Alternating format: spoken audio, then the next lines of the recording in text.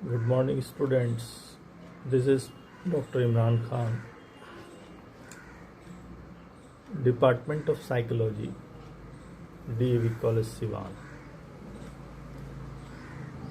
आज हम लोग मास्लो द्वारा प्रतिपादित नीड हायरार्की सिद्धांत की चर्चा करेंगे। अभिप्रेरणा के सिद्धांत का प्रतिपादन अब्राहम मास्लो द्वारा किया गया, जो कि एक ह्यूमैनिस्टिक अप्रोच के मनोवैज्ञानिक थे। मैस्लो के अनुसार कार्यस्थल में कर्मचारी अपनी आंतरिक आवश्यकताओं की संतुष्टि के विचार से अभिप्रेरित होते हैं। मैस्लो का सिद्धांत 3 पूर्वकल्पनाओं पर आधारित है।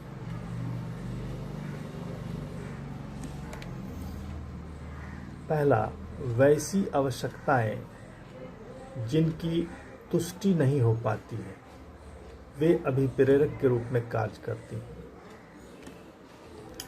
दूसरा, व्यक्ति की आवश्यकता महत्व के पदानुक्रम में मूल आवश्यकता से जटिल आवश्यकता की ओर सुव्यवस्थित होती है। तीसरा, व्यक्ति पदानुक्रम के अगले स्तर की आवश्यकता की संतुष्टि तभी चाहता है जब उसके पहले स्तर की आवश्यकता की संतुष्टि एक न्यूनतम सीमा तक हो गई हो। मैस्लो ने आवश्यकताओं का वर्गीकरण 5 भागों में बांटकर किया, जिन्हें महत्व के आरोही पदानुक्रम में इस प्रकार समझाया गया है।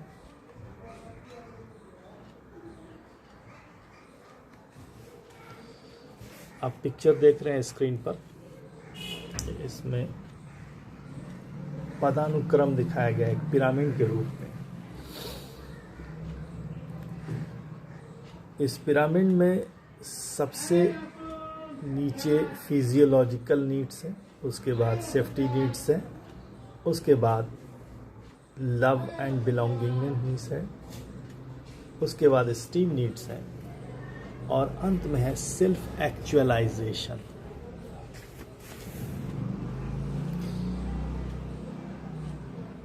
इन 5 आवश्यकताओं में प्रथम 2 आवश्यकता यानी शारीरिक तथा सुरक्षा की आवश्यकता को मैस्लो निचले स्तर की आवश्यकता माना है,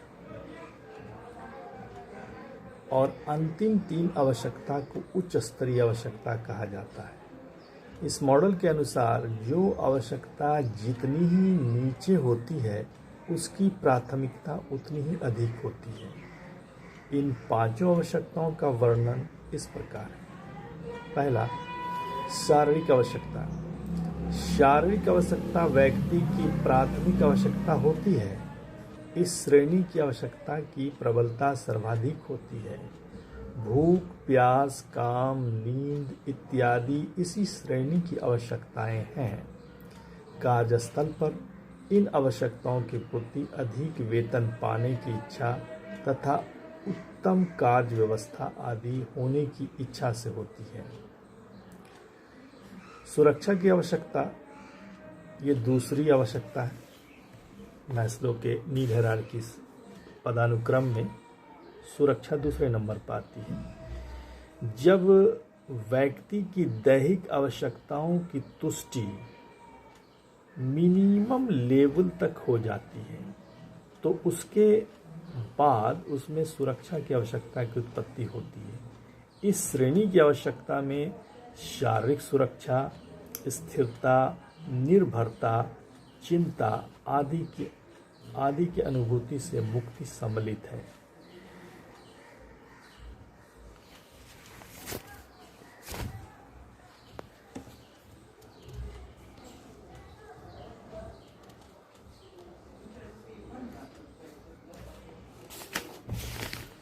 इसके बाद तीसरे स्तर की आवश्यकता है संबद्धता एवं स्नेह की आवश्यकता, जिसे लव एंड बिलोंगिंगनेस भी कहते हैं। मैस्लो के अनुसार जब व्यक्ति की जैविक सुरक्षा की आवश्यकता की पूर्ति एक न्यूनतम सीमा तक हो जाती है, तब उसमें संबद्धता एवं स्नेह की आवश्यकता उत्पन्न होती है। संबद्धता की आवश्यकता से तात्पर्य अपने परिवार या समाज में प्रतिष्ठित स्थान पाने की इच्छा से है, किसी संदर्भ समूह की सदस्यता प्राप्त करने से है। स्नेह की आवश्यकता से तात्पर्य दूसरों को स्नेह देने एवं दूसरों से स्नेह पाने की आवश्यकता से होता है। औद्योगिक संगठनों में इस तरह की आवश्यकता की अभिव्यक्ति अपने सहकर्मियों के साथ उत्तम संबंध बनाए रखने के लिए अंतःक्रिया करने, कर्मचारी केंद्रित पर्यवेक्षण तथा दूसरों द्वारा स्वीकार किए जाने की इच्छा आदि के रूप में होती है। स्नेह की आवश्यकता यानी लव एंड बिलोंगिंगनेस, दूसरों से अफेक्शन पाना और दूसरों को अफेक्शन देना, एक तरह से हमारे सामाजिक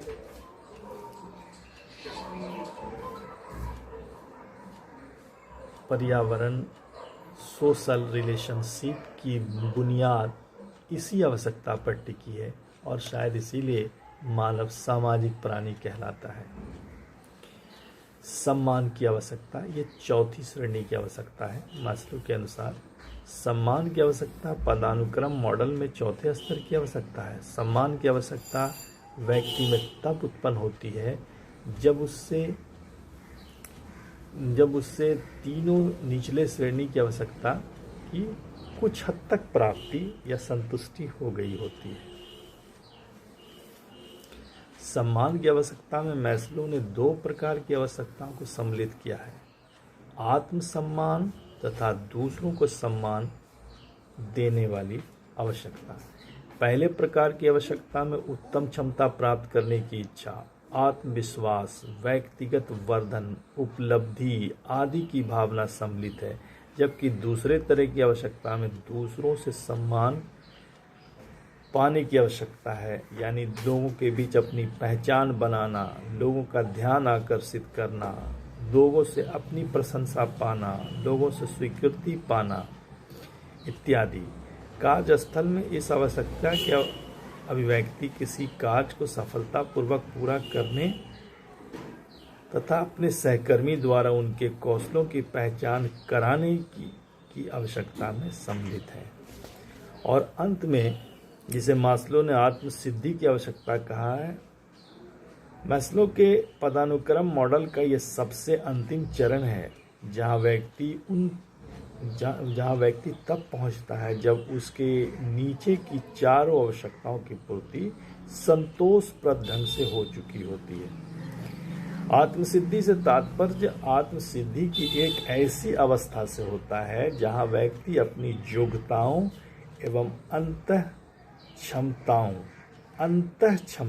उसके अंदर जो पोटेंशियलिटीज़ रहती है, उसी पोटेंशियलिटीज़ को अंत क्षमता कहें, अंत क्षमता से पूर्ण रूपेण अवगत होता है तथा उसके अनुरूप अपने आप को विकसित करने की इच्छा करता है। कार्यस्थल में ऐसे कर्मचारी जिनमें आत्मसिद्धि की आवश्यकता अधिक प्रबल होती है, वे उस तरह के कार्य को पसंद करते हैं जो उनकी क्षमताओं और कौशलों को एक तरह से चुनौती प्रदान करती है। मैस्लो के आवश्यकता सिद्धांत पर कई तरह के शोध में हुए हैं, विशेषकर इंडस्ट्रियल ऑर्गेनाइजेशंस में। लेमैन 1964 ने अपने अध्ययन में पाया कि उच्च वर्गीय प्रबंधक सुरक्षात्मक आवश्यकताओं पर कम बल डालते हैं तथा उच्च स्तरीय आवश्यकताओं को निम्न स्तरीय आवश्यकताओं की तुलना में अधिक महत्वपूर्ण मानते हैं। बावजूद इसके मास्लो के सिद्धांत की कई आलोचनाएं भी की गई हैं। एडवर्ड एंड शटल 1969 ने पाया कि मैस्लो द्वारा बताए गए पदानुक्रम के अनुरूप आवश्यकताएं व्यवस्थित नहीं थीं। कुछ आलोचकों ने तो यहाँ तक कहा है कि मैस्लो ने आवश्यकताओं को एक स्थिर संदर्भ में देखा है, जबकि इसे गतिशील संदर्भ में देखना अधिक महत्वपूर्ण होगा। मैस्लो का सिद्धांत ये भी मानता है, मैस्लो का सिद्धांत ये मानता है कि एक समय में व्यक्ति में एक ही स्तर की आवश्यकता प्रबल होगी, लेकिन वास्तविकता ये है कि एक समय में एक से अधिक आवश्यकताओं की तुष्टि करने के लिए व्यक्ति प्रयत्नशील रहता है। मैस्लो ये बताते हैं कि सेटिस्फाइड नीड व्यवहारों की से बतलाते हैं कि सेटिस्फाइड नीड व्यवहारों की अभिप्रेरक नहीं हो सकती। सेटिस्फाइड नीड से व्यवहारों की अभिप्रेरक नहीं हो सकती, लेकिन यह भी वास्तविकता है कि व्यक्ति द्वारा किए गए प्रयासों का परिणाम उसकी किसी भी आवश्यकता की तुष्टि पूर्णतः या स्थायी तौर पर नहीं हो पाती। फलस्वरूप वैसी आवश्यकताएं जिसकी पूर्ति ऊपर से देखने में हो गई होती है, वास्तव में व्यक्ति को कार्य करने के लिए अभिप्रेरित करती ही रहती है।